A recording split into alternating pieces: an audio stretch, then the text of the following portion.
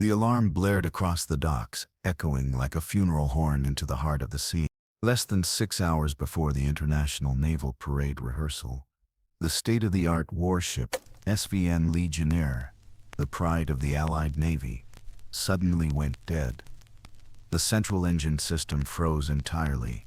No ignition, no response, no way to recover. Smoke billowed from the engine room, carrying the acrid stench of burning rubber and short-circuited wires.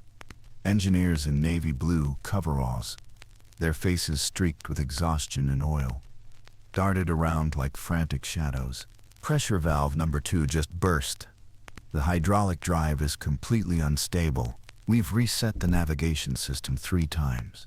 Still no response. This ship won't leave port like this. If we can't restart the engines in 4 hours, the parade will be canceled. The shouting crackled through radios bouncing off metal walls. Below deck, the finest experts, some from the Naval Academy, others from aerospace mechanics research centers, stood helplessly, exchanging grim looks. One senior engineer muttered under his breath, jaw tight, "No one can fix this unless a miracle walks in." And then, as if summoned by despair itself, a gravelly voice rose from beyond the technical barrier. "I can fix it."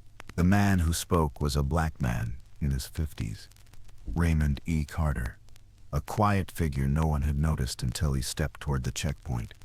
In the harsh morning sunlight glinting off polished steel, he looked like a smear of dirt on a flawless painting of metal and order. He wore a wrinkled old shirt, carried a heavy canvas bag, and his shoes were cracked at the heels. His sun-darkened skin and unkempt beard told of years spent with machines. But his ease, sharp, steady, alive. Wait a second. If you like this video, please like, comment, and subscribe. It really helps us. Held the wisdom of decades spent inside the beating hearts of engines. As Raymond approached the security post, 2 white soldiers immediately blocked him, as if stopping a beggar from barging into a military zone. "Hey, old black man, this isn't a soup kitchen. What's in that ragged bag, huh? Scrap metal to sell for pennies? You're not picking through our junk here." Raymond calmly pulled out an old military ID. One soldier snatched it, glanced at the worn lettering, and laughed. "Carter? Who the hell is that supposed to be?" The other shrugged, speaking loud enough for Raymond to hear. "Another washed-up black fool, thinking he's some kind of genius." A third scoffed. "Look at him, dressed like a janitor, eyes bulging like some stray starving for scraps." "Listen, Mr. Carter," one sneered, stepping aside and pointing toward the exit. "If you're looking for the public restroom, it's that way. If you're here to play hero, take it somewhere else." Harsh laughter rippled among them. But Raymond stood unmoving, no anger, no retreat, just like a rusted steel pillar standing through a storm of insults. Then came the heavy, deliberate footsteps from the far end of the hall. A tall officer with gold-trimmed epaulettes strode in, flanked by 2 guards. Admiral Marcus A. Thorne, commander of the parade fleet, renowned for his precision and icy discipline. Broad-shouldered streaks of gray in his hair, eyes cold as winter seas, he scanned the group, his gaze locking on Raymond.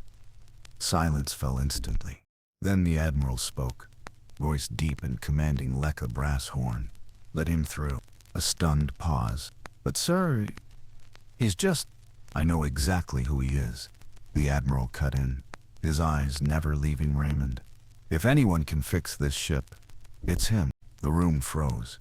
Engineers whispered. Some frowned. Others smirked but kept their derision swallowed.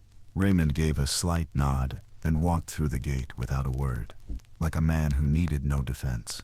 The engine room burned with heat like a forge. The air was thick with the smell of scorched steel, boiling oil and electric sparks, suffocating anyone who inhaled too deeply. Pipes clanked erratically. Auxiliary engines trembled as if convulsing, and under the wary, skeptical, and quietly contemptuous eyes of everyone present, the black man stepped into the heart of the crippled ship, as if entering a wounded beast, whose heartbeat only he still remembered how to mend. The control room of the SVN Legionnaire, once reserved only for the sharpest minds, now had every pair of eyes locked on a black man in a faded work shirt, crouched over, checking pressure valves with his bare hands.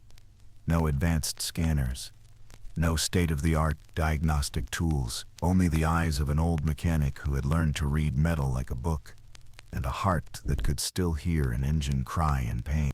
Raymond E. Carter, once the Navy's chief engineer, now looked like a piece of rust misplaced among the ship's gleaming titanium shell. What is he even doing? A young engineer whispered, confused as Raymond pressed his ear to the steel casing as if listening for a heartbeat. Listening to metal cry came the cold reply. The voice belonged to Elliot Granger, head of the engine team. Tall, white, hair like polished gold. Uniform, immaculate. His tone cut sharp like a scalpel. His gray eyes narrowed at Raymond. "Carter, isn't it?" Elliot stepped forward, his words slithering like a snake. "Didn't think you had the guts to set foot on a Navy ship again." Raymond didn't respond. He continued tracing wires on the circuit board. "I still remember the Corrales incident," Elliot sneered. 15 years ago, you interfered with the system without authorization. The experimental ship lost control and sank. Nearly 80 sailors evacuated, 3 missing, and you, the so-called black engineering prodigy the media worshipped, fell straight from genius to disgrace. Raymond looked up briefly. His voice was steady. "I told them something was wrong. They didn't listen. They only believed what they wanted to believe. Who would trust someone like you?" Elliot tilted his head, his tone dripping contempt. "You think this time is different? You hoping Admiral Thorne will give you redemption? Or," his voice dropped lower, almost hissing, "maybe you're just here as a convenient scapegoat when this ship fails to start." The words spread faster than radio signals. A few engineers nodded. Another chuckled, muttering, "Maybe Thorne just needs a sacrificial lamb." "Yeah. Blow it up again, and they'll say, 'Oh, it was the washed-up has-been's fault.'" Raymond didn't answer anymore. His calloused hands moved across the heat transfer conduits, fingers brushing bolts and pipes like reading Braille scripture. 15 years ago, Raymond Carter had been a name spoken with awe in naval academies. The rare black engineer, whose innovations had rewritten the rules of warship mechanics. He designed the triple-layered going system. He optimized fuel conversion ports to cut power consumption by a third. People whispered he would be promoted to Chief Technical Admiral before turning 50. Until that day, the day Corrales failed, Raymond had detected abnormal fluctuations and begged to shut the system down. High Command refused. "Stand by, wait for Defense Ministry orders," they told him. But he overrode the lock, manually intervening to stop what he believed was a fatal error. The ship tilted, lost balance, and sank before the system could stabilize. There was no proper investigation, no technical tribunal, just a single press release. Raymond Carter was discharged for endangering national security. His name was erased from textbooks. Colleagues who once praised him went silent. He disappeared into a small industrial town, running a modest workshop, teaching welding and basic mechanics to poor kids. He never spoke about ships or the sea again, but late at night, he still pored over old schematics by lamplight, and whenever a fishing boat engine misfired nearby, he'd instinctively turn his head, reflexes honed by years of listening to machines breathe. When he heard about the Legionnaire's failure, just a single line in a defense bulletin, he knew immediately the flaw must be in the section he had once warned them about. The very design they'd rejected for being too complicated. Now, surrounded by sneers and distrust, he remained calm. 3 hours, Raymond said, voice steady as clockwork. "I need 3 hours, and no one touches the system while I work." "Of course," Elliot said with a smirk. "We'll be right here, watching you write your will in engine oil." Raymond opened his old tool case. No laptops, no diagnostic drones, no advanced robotics, just a wrench, a flashlight, a screwdriver, an analog gauge, and a faded paper blueprint. Then he began. stripping the first metal casing, sliding between two power shafts, feeling every weld seam with his fingertips. Outside, some engineers sipped coffee, smirking, waiting for him to fail. But inside the engine's burning core, sweat rolled from Raymond's forehead, down his neck and dripped onto the steaming metal, like falling into the lungs of a wounded beast gasping for air. 3 hours, not a single break, inside the cramped engine room, where the temperature climbed beyond safety limits, and the auxiliary motors groaned like a dying steel beast. Raymond Carter knelt in grease and wound. The skin on his hands peeled, dark flesh torn and bleeding into the lubricating oil. At one point, he removed the safety panel and shoved his entire arm into the narrow gap between two power shafts hot enough to scorch flesh. Each bolt he tightened cracked his wrist bones like dry wood. Sweat soaked through his shirt, running down his spine, stinging like unshed tears. Outside, Elliot Granger and his team of engineers lounged around the main console, occasionally glancing at the clock and exchanging smirks. 2.5 hours, Elliot muttered, lips curling. Let's see if the old man's even still alive in there. He hasn't come out once, a junior engineer whispered. Alive or not, when he does walk out, it won't save him. Running your mouth without knowing your place. Typical of an old black man who never learned to stay in line, another sneered. Then, the ship's internal alarm blared, 3 short tones. The signal from the auxiliary control room, ready for engine restart. Silence fell instantly. On the main display, the screen shifted from red to amber. Restart protocol engaged. Redouts flickered to life. Oil pressure, gas flow, valve response time, rotation speed. A voice, hoarse but steady, crackled through the intercom. Control room, this is Carter. Initiating main engine startup, begin countdown. No one spoke. A hand hovered over the confirmation switch. 3, 2, 1. The first screech tore through the air like a metal beast gasping back to life. The deck trembled underfoot. Numbers on the monitors climbed. Each one, once a death sentence, now stabilizing in perfect harmony. Temperature dropped to safe levels. Pressure balanced to textbook precision. The power shafts rotated in flawless rhythm. Not a single miscalculation. A young engineer's jaw went slack. This isn't possible. Elliot stood frozen, lips pressed into a thin white line. On the radar, the Legionnaire once marked an operative, now pulsed green, ready for deployment. The engine room door hissed open. Raymond stepped out, shirt soaked, hands coated in grease, blood still seeping from a torn elbow. He didn't look at anyone. He simply pulled a bundle of worn papers from his shirt pocket, edges curled, yellowed with age. He placed them on the console. Revised auxiliary engine schematic, handwritten, completed in 2010. Signed at the bottom, in blue Parker ink. Elliot glanced down. Every line, every margin note matched what Raymond had just done inside the engine. Minute valve adjustments, heat flow reroutes, secondary circuit corrections, details no official blueprint ever listed. All memorized. All executed. No software. No CAD diagrams. Just a mind, sweat, and blood. Then a deep voice broke the silence. These notes, I've seen them before. Everyone turned. Admiral Marcus Thorne stepped into the control room. His face was grim, his steel-gray eyes fixed on Raymond, as if confronting a ghost from a nightmare. I was there, Thorne said slowly, voice heavy.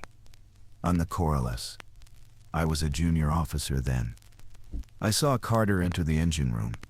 I saw him warn about a fuel transfer fault. And I saw command ignore him. Hours later, the ship lost control. A technician protested. But sir, he broke orders. Yes, Thorne interrupted. And if he hadn't, we wouldn't have sunk. We'd have exploded. People like me survived because of him, not in spite of him. Elliot snapped, desperate. There's no proof. Raymond finally looked up, his eyes still burning beneath exhaustion, held steady. No one ever wanted proof. I wrote the report. I documented every flaw. But no one listened, because I was black, and because I disobeyed. The room went still. Thorne reached into his breast pocket and pulled out an old, faded envelope. After Corrales, I requested to keep a copy of his notes. I never had the authority to speak out, but I knew one day, if a ship built on the same design failed, only Raymond Carter could fix it. He placed the envelope beside Raymond's papers. The two schematics, 15 years apart, matched perfectly, line for line. Elliot's face was drained of color. Engineers lowered their eyes, shame heavy in the room. The same people who mocked him hours ago now stood silent, guilt thick as oil. Raymond stepped back. No smile, no gloating, because he never wanted apologies. He just wanted the truth to be heard.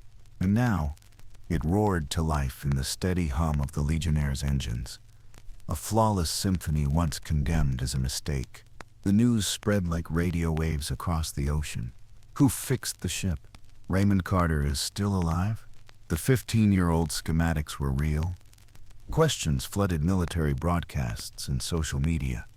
Within 24 hours, the name, once buried under slander and disgrace, became a symbol of resilience. A man who carried justice through fire and steel. The Navy called for an emergency press conference, broadcast live from Branton Base, flags draping every corner. At the podium, Admiral Marcus Thorne, immaculate in a white ceremonial uniform with silver star epaulets, stood silent for a few seconds before speaking, his voice deep and resonant. 15 years ago, this Navy made a grave mistake. We punished a man for his honesty, for his brilliance, and for the color of his skin. He turned to his right. Among rows of perfectly pressed uniforms stood Raymond Carter. No medals, no cap, just a faded blue shirt and worn-out shoes. But his eyes were steady, hard as ship armor. The Admiral lifted a red velvet box and opened it. Today, on behalf of the Navy, I restore the Medal of Honor stripped from him. Not for what he did yesterday, but for what he should have received 15 years ago. Raymond stepped forward. Applause broke out, hesitant at first, then crashing like waves. He stood before Thorne, bowing slightly.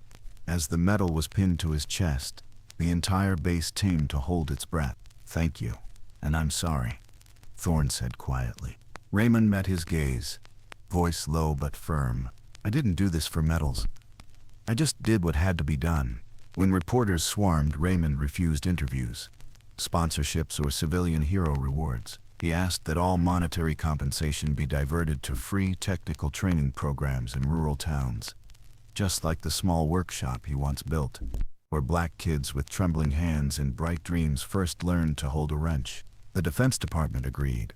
3 months later, a new training center opened in Mississippi. The Raymond Carter Institute, engineering for those who refuse to bow to prejudice. There, no one started with glory. They started with silence. Rusted metal scraps, just as Raymond had. As for those who had crushed him, the Navy reopened the investigation into the Corliss disaster. Under public pressure and recovered technical evidence, Elliot Granger, the man who mocked Carter for 3 long hours in that engine room, was investigated for deliberately concealing design flaws. His defense contracts were revoked, his academic titles suspended. Senior officers who had once ignored Raymond's warnings were summoned to testify, some retired, some still in power, finally forced to answer for their silence. One by one, members of the engineering team who had laughed at him approached, some with apologies, some with letters, some leaving flowers at the doorstep of his old workshop. Raymond accepted them all, but kept nothing for himself. He only told each of them the same words: "If you truly regret it, teach the next generation to do what's right."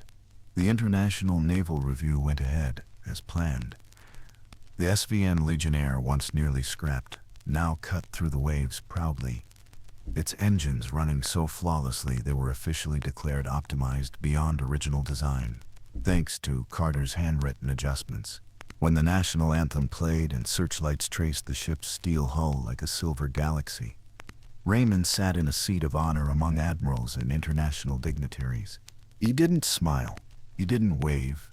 He simply tightened his grip on his old work cap. watching the ship like a father watching a child once abandoned, now accepted, trusted, and free to sail. The closing speech was given by a young female officer, the first African-descended mechanical captain in the Navy's history. Standing tall, she said, "I studied engineering because of the story of a man who fixed a warship with nothing but memory and blood. I never thought that man had once been treated like a shadow. Today I speak for a new generation, those who never saw the Corrales, but grew up in the silence he endured. We thank you, Mr. Raymond Carter, not just for saving a ship, but for keeping hope alive for black engineers, stepping into an industry that once shut its doors on us." The crowd rose, applauding. Raymond simply nodded, eyes steady. Sea wind swept across the base.